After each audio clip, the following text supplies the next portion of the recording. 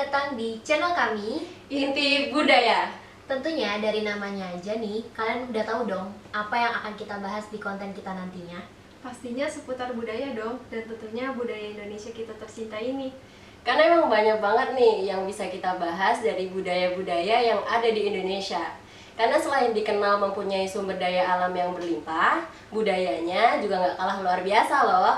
Tapi sebelum kita mulai bincang-bincang soal budaya Indonesia, kita mau perkenalan dulu nih sama kalian. Oh iya, benar. Kita timnya sebenarnya nggak banyak, tapi nggak ada salahnya juga dong kita perkenalan. Nama aku Rizka. Nama aku Mutia. Saya Latifatul. Saya Taufik sebagai kameramen. Saya Andri sebagai editor. Oke, itu dia tim dari Inti Budaya. Sekarang kita langsung aja kali ya masuk ke pembahasannya.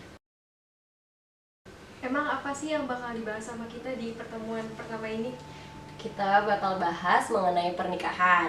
Karena memang 2021 unik sih. Salah satu kita bisa terinspirasi dari acara live yang kalian tahu pastinya, pernikahan Atta Aurel, ya kan? Itu diadakan di masa pandemi. Jadi secara nggak langsung saat kita ikut nonton acara live-nya, kita banyak banget dapat edukasinya.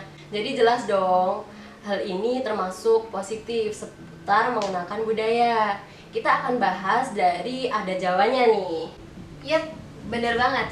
Yang sering kita lihat kan rentetan acaranya kan banyak banget nih.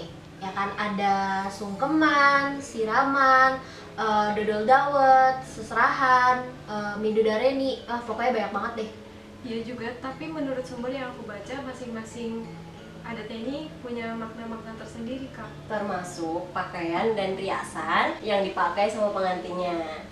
Semua ada makna-makna tertentu yang mungkin orang-orang belum tahu, termasuk kita nih. Kita bakalan sharing-sharing aja dulu. Oke, sekarang kita kupas satu-satu, dimulai dari hajatan dan ritual pernikahan adat Jawa. Yang pertama ada pasang teratak dan taruk. Teratak di sini yang dimaksud adalah memasang dekorasi tenda, dan taruk yaitu hiasan dari janur daun kelapa muda. Kalian pasti sering kan kalau datang ke tempat kondangan, yang belum tahu pasti yang dilihat janur kuningnya. Jadi kedua hiasan ini dipasang di depan pintu masuk dan menjadi pertanda bahwa keluarga sedang mengadakan acara atau mantu. Sementara itu janur kuning melengkung seakan meminta cahaya pada Yang Maha Kuasa sebagai doa agar dilimpahkan berkah dan kemakmuran pada kedua mempelai. Kembar mayang akan dilibatkan dari suku upacara midodareni dan upacara panggih. Kembar mayang dipercaya dapat memberikan motivasi kebijaksanaan kepada kedua pasangan untuk menjalani lembaran baru rumah tangganya. Yang ketiga ada pasang tuwuhan. Makna dari pasang tuwuhan adalah harapan kepada kedua pasangan suami istri agar dikaruniai momongan. Salah satu bagian penting dari tuwuhan adalah pohon pisang raja yang buahnya sudah matang. Selain pisang, juga ada tebu luwung, cengkir gading, daun randu, dan dedaunan lainnya. Dedaunan sebagai simbol rintangan dalam hidup yang diharapkan mampu dilewati bersama.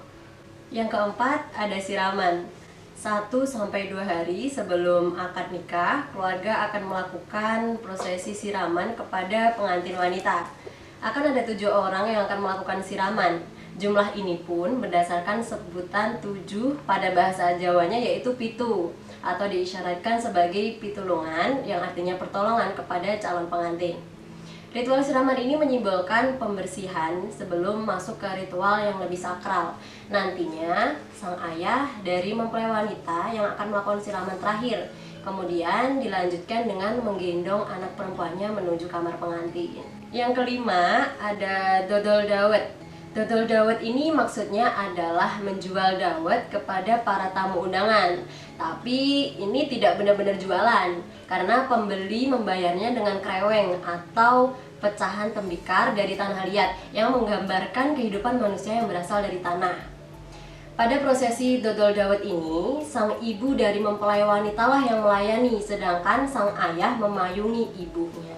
Ini merupakan contoh bahwa sepasang suami istri harus saling bergotong royong dalam membina rumah tangga. Keenam, ada potong tumpeng. Dalam adat Jawa, tumpeng identik dengan simbol kemakmuran dan kesejahteraan karena bentuknya yang menyerupai gunung. Prosesi potong tumpeng pada pernikahan adat Jawa ini akan dilakukan oleh kedua orang tua dengan mengambil puncak tumpeng berserta lauk pauknya. Yang ketujuh ada dulangan pukasan. Dulangan pukasan ini berarti suapan terakhir. Ritual pernikahan adat Jawa yang satu ini melambangkan tanggung jawab terakhir orang tua terhadap anaknya. Momen ini cukup mengharukan karena sekaligus untuk melepaskan anak untuk membangun keluarganya sendiri. Yang kedelapan ada tanam rambut dan lepas ayam. Ritual pernikahan adat Jawa ini selanjutnya adalah memotong sedikit rambut kedua mempelai lalu menanamkannya. Ritual ini bertujuan agar kedua mempelai dijauhkan dari segala hal buruk dalam rumah tangga. Lalu dilanjutkan dengan melepas ayam jantan hitam sebagai bentuk keikhlasan orang tua melepas anaknya hidup mandiri. Yang terakhir ada Midodareni. Prosesi hajatan pernikahan adat Jawa sebelum hari pernikahan akan diakhiri dengan Midodareni. Kata Midodareni sendiri berasal dari kata widodari yang dalam bahasa Jawa artinya itu bidadari. Yang diharapkan dari ritual ini adalah sang pengantin wanita akan secantik bidadari dari surga saat hari pernikahannya esok hari. Malam Midodareni dilangsungkan pada malam sebelum acara pernikahan keesokan harinya. Mempelai wanita hanya akan ditemani keluarganya saja dan mendapat wejangan seputar pernikahan. Pada malam ini pula, keluarga calon mempelai pria dengan menggunakan busana Jawa yang lengkap mengunjungi rumah calon mempelai perempuan untuk memberikan seserahan kebutuhan-kebutuhan seperti busana, alas kaki, kosmetik, buah-buahan, makanan, dan lain-lainnya. Itu dia prosesi beberapa hari menjelang pernikahan. Berlanjut di hari H pernikahan. Kita intip satu-satu ya dari tata rias dan busananya. Jadi tidak hanya mengenai prosesinya aja yang mempunyai arti atau makna filosofi. Ada lagi tata rias dan juga pakaian adatnya. Bener banget, bisa kita jumpai para pengantin Jawa mengenakan beberapa pakaian yang kadang terlihat berbeda-beda. Bahkan sampai kepada tata rias make up-nya yang terlihat ada perbedaan mencolok dibanding daerah lainnya. Oke, kita intip dulu ya dari tata rias make up-nya terlebih dahulu. Yang pertama ada yang namanya gajahan. Gajahan ini adalah lekukan besar yang berada di tengah dahi yang mempunyai harapan kalau seorang perempuan akan dihormati dan ditinggikan derajatnya. Yang selanjutnya, yang kedua, itu ada namanya pengapit. Nah, yang berada di sisi gajahan itu disebut pengapit. Pengapit ini diibaratkan sebagai pengendali gajahan agar dapat berjalan lurus ke depan sehingga nggak ada rintangan berat dalam menjalani kehidupan pernikahan. Selanjutnya ada penitis dan godek. Penitis ini adalah lekukan kecil yang berada di samping pengapit. Ini melambangkan kalau segala sesuatu harus memiliki tujuan dan efektif, seperti dalam membuat anggaran rumah tangga. Selain penitis, ada juga yang namanya godek.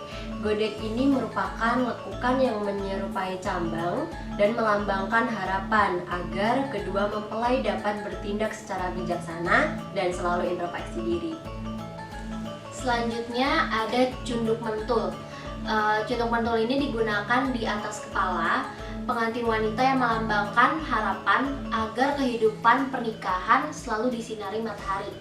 Cunduk mentul ini selalu memiliki jumlah yang ganjil. Biasanya dimulai dari 3, 5, 7, dan 9. Masing-masing jumlah ini tuh punya simbol arti masing-masing. Kalau jumlah 3 melambangkan Trimurti. Kalau 5 merupakan simbol rukun Islam, sementara yang berjumlah 7 memiliki makna pertolongan, dan yang terakhir cunduk mentul berjumlah 9 merupakan simbol wali songo.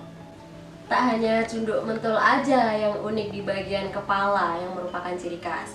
Yang paling menonjol yaitu sanggul bangun tula yang melambangkan sebuah penolak bala sehingga rumah tangga diharapkan lebih jauh dari bahaya dan kesialan, serta ditambahkan sasak sunggar di dekat telinga agar pengantin menjadi pendengar yang baik.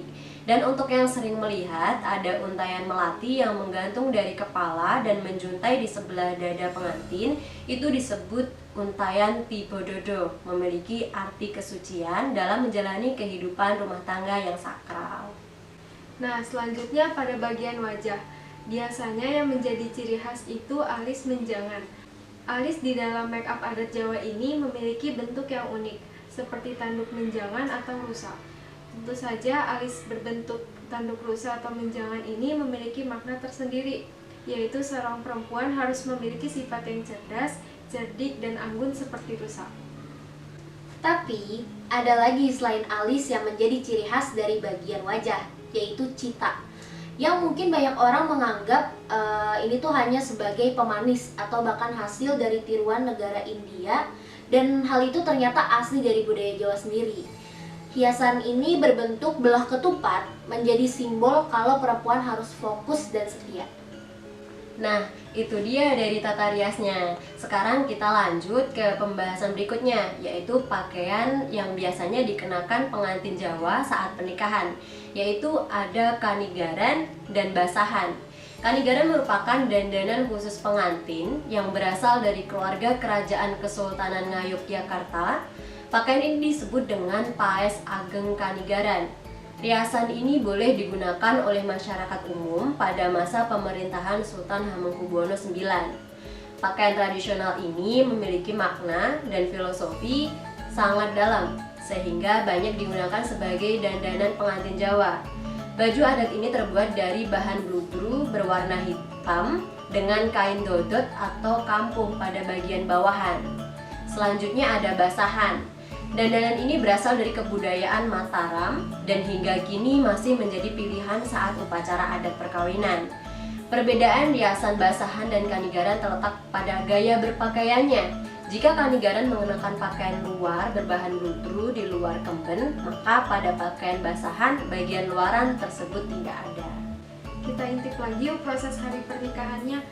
Pada proses pertama, ijab kabul yang dilaksanakan sesuai ketentuan pada umumnya. Kemudian prosesi setelah ijab kabul ini disebut upacara panggih. Dalam bahasa Indonesia memiliki arti bertemu. Proses yang paling pertama dilakukan dalam panggih adalah balang gantal. Jika kamu pernah melihat pengantin saling melempar sirih, inilah yang disebut dengan balang gantal. Gantal dibuat dengan daun sirih yang diisi bunga pisang, kapur sirih, gambir, dan tembakau hitam. Prosesi ini dilangsungkan dengan cara pengantin berdiri di arah berlawanan dan saling melempar gantal.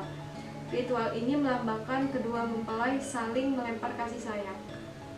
Setelah aksi saling melempar gantal, ada prosesi yang namanya nida endok atau yang namanya memecah telur atau menginjak telur bahasa Indonesianya.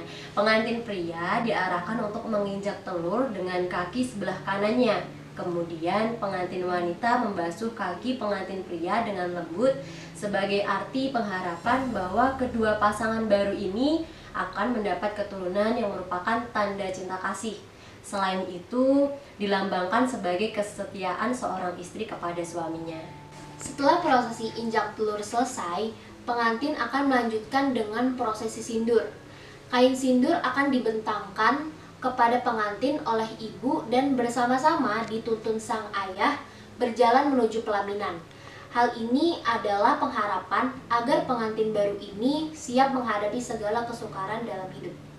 Sebelum prosesi kacar kucur dilangsungkan, ada prosesi timbangan di mana pasangan baru ini akan duduk di pangkuan ayah mempelai wanita. Setelah baru dilangsungkan prosesi adat kacar kucur, mempelai pria akan mengucurkan beras dan uang receh yang disimbolkan sebagai penghasilan. Ini menunjukkan pria bertanggung jawab untuk memberi nafkah kepada keluarganya. Selanjutnya proses suap-suapan atau dulang-dulangan juga ada di prosesi pernikahan adat Jawa. Dulangan ini mengandung arti kiasan kalau pasangan pria dan wanita diharapkan selalu rukun dan pengertian. Dan itu dia rangkaian tradisi prosesi busana, bahkan adat pernikahan daerah Jawa yang banyak sekali makna pengharapan di dalamnya.